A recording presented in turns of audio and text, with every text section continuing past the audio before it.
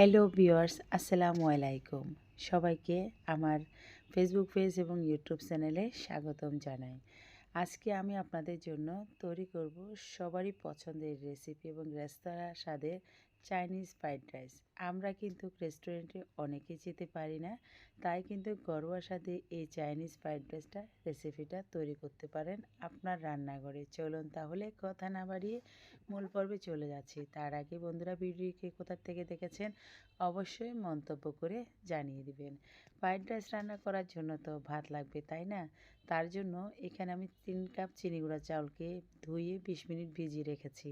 ভিজিয়ে রাখলে চালগুলা কিন্তু ভেঙে যাবে না, এটা কিন্তু টিপসটা ফলো রাখবেন।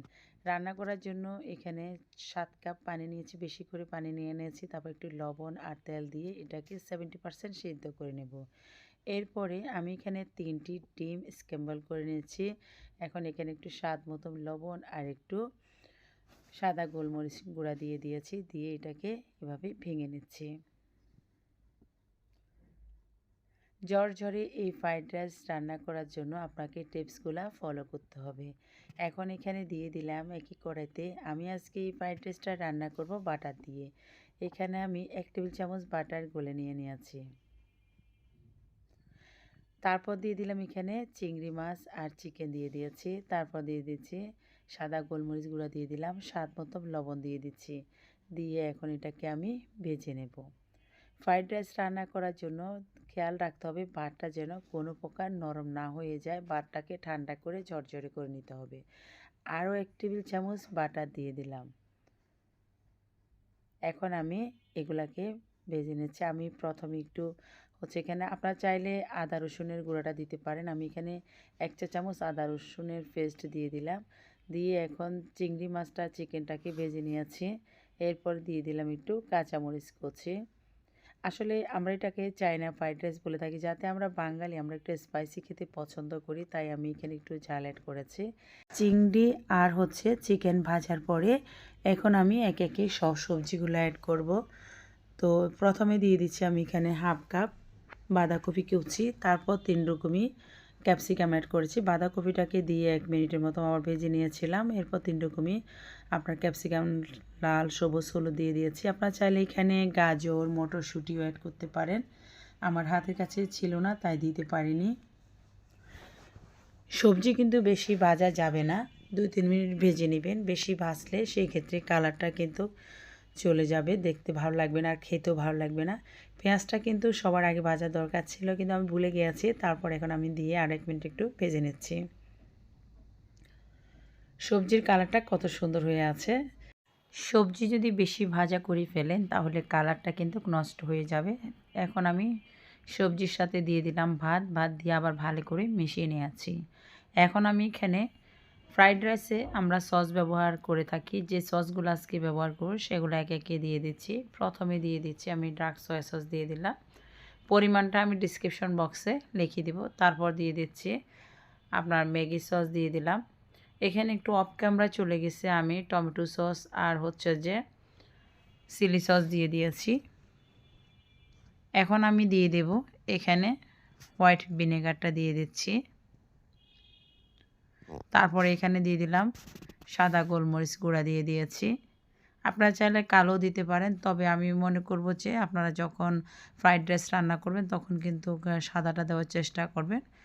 ফ্রাইড রাইসের মূল যেই সসটা ব্যবহার করে সেটা হচ্ছে ফিশ সস, আর এই ফিশ সসটার কারণে কিন্তু রেস্টুরেন্টের যে স্বাদটা কিন্তু আমরা পেয়ে থাকি।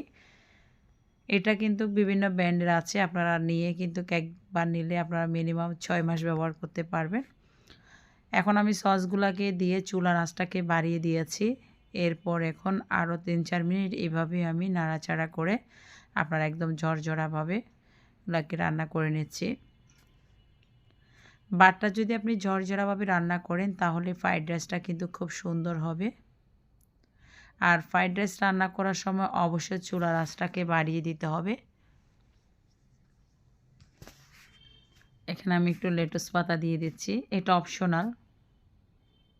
দিয়ে আরেকটু নাড়াচাড়া করে নিচ্ছি।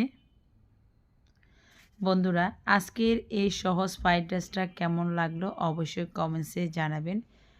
তারপর এখন আমি একটু লবণ দিয়ে দিচ্ছি। আমি এখানে যা যা সবজি দিয়েছি আপনারা আপনাদের পছন্দ মতো যে কোনো গাজর, বরবটি, ফুলকপিও অ্যাড করতে পারেন। কারণ এখন শীতকালে সবজি দিয়ে ফ্রাইড রাইস খেতে কিন্তু বেশ ভালো লাগে। ফ্রাইড রাইস যতটা আপনার হচ্ছে যে একটু চুলার আঁচটা বাড়িয়ে করবেন ততটাই কিন্তু ঝরঝরে হবে।